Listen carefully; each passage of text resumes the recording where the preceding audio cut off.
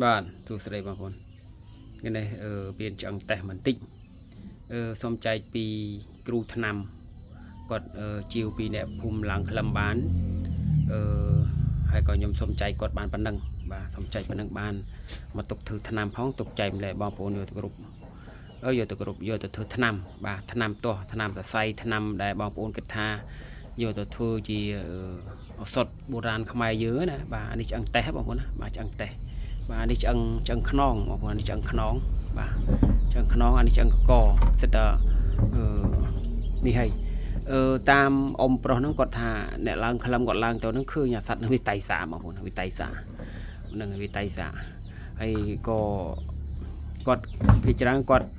យកមកធ្វើថ្នាំគាត់យកទៅកំឡោចហើយគាត់លីងឲ្យស្ងួតគាត់បុកសូនជាមួយទឹកឃ្មុំធ្វើថ្នាំណាបាទអញ្ចឹងខ្ញុំសូមចែកគាត់បានតែប៉ុណ្្នឹងមកទេបានជើង2ជើងមុខជើងមកគូហើយនឹងឆ្អឹងផាលនេះបានតែប៉ុណ្្នឹងបងប្អូនបាទបានតែប៉ុណ្្នឹងទេបាទ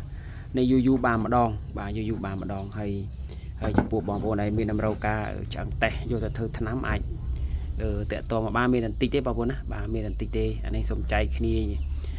សូមចែកពីអ៊ំប្រុសហ្នឹងបានមកតែប៉ុណ្្នឹងហើយយើងយកទៅធ្វើថ្នាំទៅបាទពួកមនុស្សយើងតែងតែមានជំងឺរៀងៗខ្លួនបាទជំងឺខ្លះត្រូវនឹងថ្នាំនេះជំងឺខ្លះត្រូវនឹងថ្នាំនោះកប់បាទកប់ដោយគ្រូដោយថ្នាំបាទគ្រូខ្លះគាត់ប៉កែដល់ពេល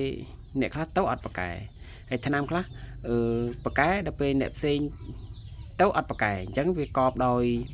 យមនុស្សដែរណាបងប្អូនមិនចេះថាអូឆ្អឹងតេស្តនេះប៉កែគ្រប់តជំងឺអត់ទេអ្នកខ្លះក៏គាត់ទទួលទានគាត់ត្រូវទៅអ្នកខ្លះក៏អត់ត្រូវទៅហ្នឹងហើយទៅតាមមនុស្សរៀងៗខ្លួនតាម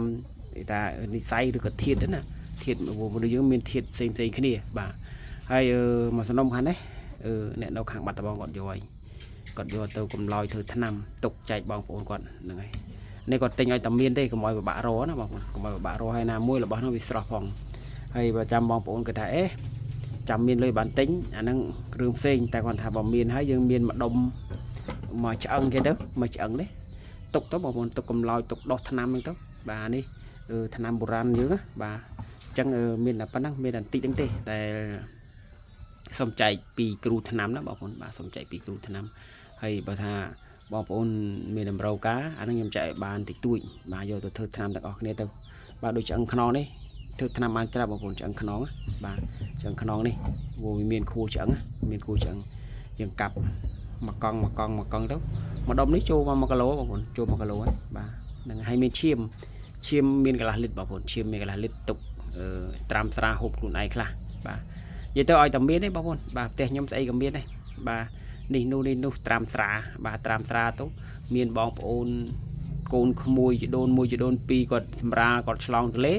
នឹងឲ្យគាត់កន្លះលីត្រទៅយកទៅហូបទៅហ្នឹងហើយដើម្បីកុំឲ្យទាស់គេថាទាស់សរសៃទាស់តនេកទាស់កូនខ្ចីល្មិចតាណាហ្នឹងបាទយើងមនុស្សប្រុសមិនសូវដឹងបានគាត់ថាតែយើងជាមេគ្រួសារយើងជាមនុស្សប្រុសយើងទៅតែររបស់ហ្នឹងទុកឲ្យហើយវាជាជាងពេលដែលខ្វះមិនដឹងរយណាទេបងប្អូនមិនដឹងរយណាទេអញ្ចឹងបាទអញ្ចឹងមានតែប៉ុណ្ណឹងបាទបងប្អូនដែលឃើញអាចតាក់ទងមកបានបាទមានតែបន្តិចហ្នឹងទេបងអស់ហើយណាអស់ហើយបាទសូមអរគុណបងប្អូនហ្នឹង